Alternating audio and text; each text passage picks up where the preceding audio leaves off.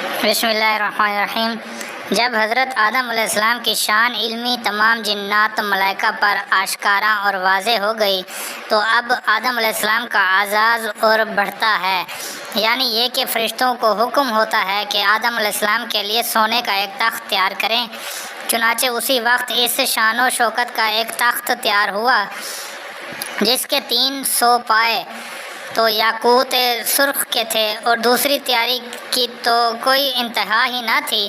پھر حضرت آدم علیہ السلام کو جنت کی شہنشاہی کا وہ لباس فاخرہ اور جنت کے وہ ریشمی حلے پہنائے گئے جس کی خوبی کوئی بیان نہیں کر سکتا، اور پھر جنت کے جواہرات اور مرصع کاری کے زیور زیب تن کیے گئے اور جنت کا تاج سر پر رکھا گیا اور پھر اس تخت پر بٹھایا گیا، اور اس وقت آدم علیہ السلام کا حسن و جمال، اللہ اکبر اللہ اکبر، تخت شاہی پر بیٹھ کر جب آپ جوش مسرت میں آ کر مسکرائے ہیں تو جنت میں ایک دن نکل آیا اور فرشتے وہ حیرت اور ششدر رہ گئے۔ پھر حکم خداوندی ہوا کہ آدم علیہ السلام کا تخت فرشتے اپنے کندھوں پر اٹھائیں اور آدم علیہ السلام کو 7 آسمانوں کی سیر کراتے ہوئے عرش معلیٰ کے قریب تخت کو لا کر رکھ دیں۔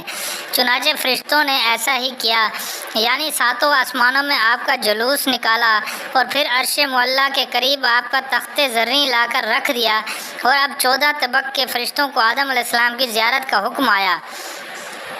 جب تمام ملائکہ وہاں حاضر ہو گئے تو جمیل ملائکہ کو حکم الہی ہوا، اے ملائکہ، یعنی اے میرے مطیع و فرمانبردار فرشتوں، آدم علیہ السلام کو سجدہ کرو۔ چنانچہ یہ حکم الہی سنتے ہی یہاں سے وہاں تک تمام فرشتے آدم علیہ السلام کے سامنے گر گئے۔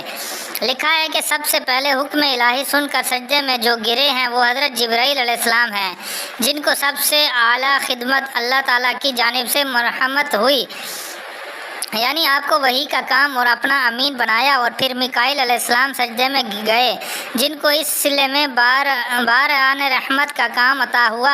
پھر اسرافیل علیہ السلام سجدے میں گئے، جن کو اس صلے میں نفع صور کی خدمت تفویض ہوئی۔ پھر اسرائیل علیہ السلام سجدے میں جھکے، جن کو اس صلے میں تمام بندوں کو خدا سے ملانے کی خدمت دی گئی۔ پھر تمام عالم کے فرشتے سجدے میں گئے، جن کو اس صلے میں معصومیت اور مقربین کا خطاب دیا گیا۔ اس وقت کا جوش و خروش جبکہ آدم علیہ السلام عرش معلیٰ کے نیچے جنت کے تخت پر جلوہ افروز ہیں اور 14 طبق کے فرشتے ان کے سامنے سجدے میں پڑے ہیں۔ تمام فرشتوں نے آدم علیہ السلام کو سجدہ کیا، الا ابلیس، مگر عزازیل جس کا لقب آج سے ابلیس ہوتا ہے، اس نے سجدہ نہیں کیا۔ اس کے متعلق لکھا ہے کہ جب فرشتوں نے آدم علیہ السلام کو سجدہ کیا تو پورے 100 برس تک تمام ملائکہ سجدے میں پڑے رہے۔ پھر جب انہوں نے سجدے سے سر اٹھایا تو دیکھا کہ عزازیل یعنی ابلیس حضرت آدم علیہ السلام کی طرف سے منہ موڑے اکڑا ہوا کھڑا ہے اور سارا منہ اس کا سیاہ ہو رہا ہے۔ جو آج سے پہلے نہایت خوبصورت تھا وہ آج ایک خوفناک دیو کی صورت میں نظر آتا ہے۔ ابلیس کی یہ بری حالت دیکھ کر تمام ملائکہ خوف خداوندی سے پھر سجدے میں گرے، جس میں انہوں نے اپنی اطاعت اور اپنی خیریت پر لاکھ لاکھ شکر خداوندی ادا کیا۔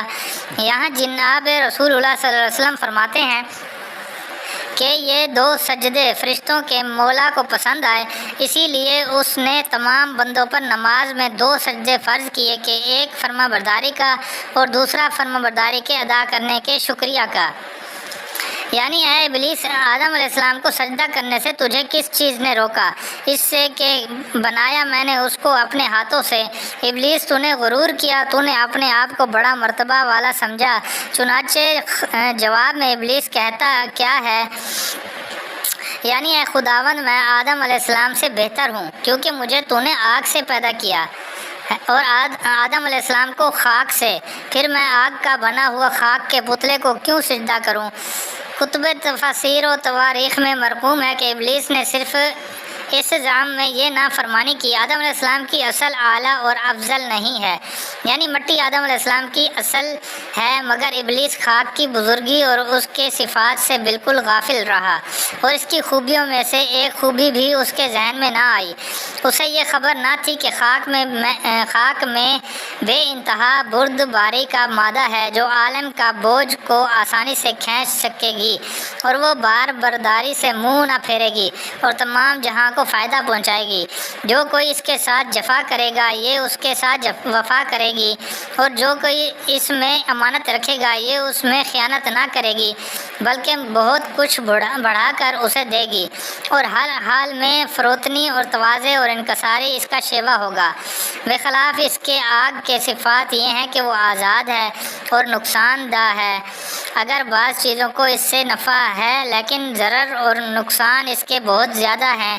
خاک اپنی انکساری کے سبب نیچے جانا چاہتی ہے اور آگ آزادی کے سبب اونچا ہونا چاہتی ہے، امانت میں خیانت کرتی ہے اور ہر شے کو جلا کر خاک کر دیتی ہے۔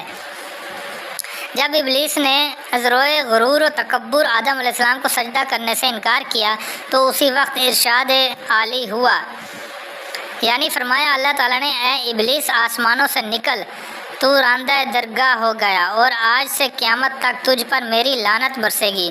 اور لوح محفوظ پر جوتوں شیطان الرجیم لکھا ہوا دیکھا کرتا تھا، اور جس پر تو نے 1000 برس تک لعنت کی ہے وہ تو ہی مردود ہے۔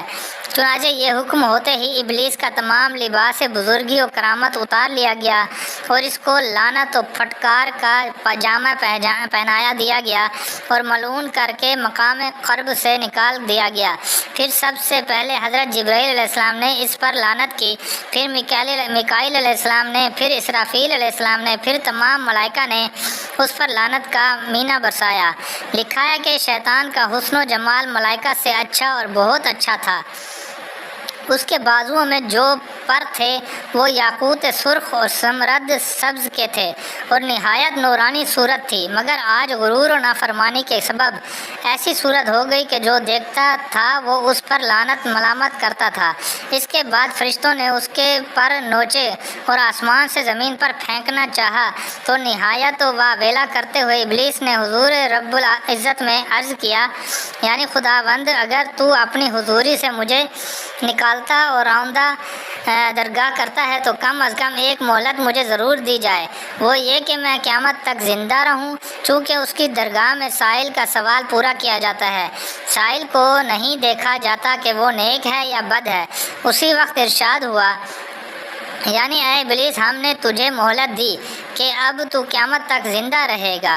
بس جب قیامت تک زندہ رہنے کا اسے پروانہ مل گیا تو اب وہ فرشتوں کے دھکے کھاتا اور یہ کہتا ہوا نکلا، مجھے بھی قسم ہے تیری عزت و جلال کی، میں بھی تمام اولاد آدم کو گمراہ کروں گا اور ہر طرح سے ان کو بہکاؤں گا، مگر تیرے خالص بندے میرے قبضے کے نہیں ہوں گے۔ جس کا جواب اللہ تعالیٰ کی طرف سے ابلیس کو یہ ملا، یعنی میں سچا ہوں اور سچ کہتا ہوں کہ میں بھی تجھ سے اور تیرے سب تابعداروں سے جہنم کو لبریز کر دوں گا۔